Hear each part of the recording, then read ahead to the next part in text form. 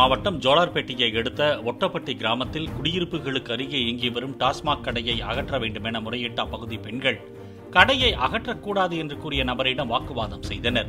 வீட்டு முன்பு நின்று மது அருந்துவதும் ஆபாசமாக பேசுவதும் இயற்கை உபாதை கழிப்பதுமாக போதை ஆசாமிகள் அட்டூழியம் செய்வதாக அப்பகுதி பெண்கள் குற்றம் சாட்டினர்.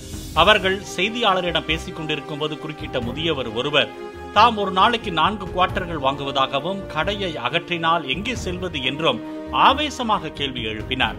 நீ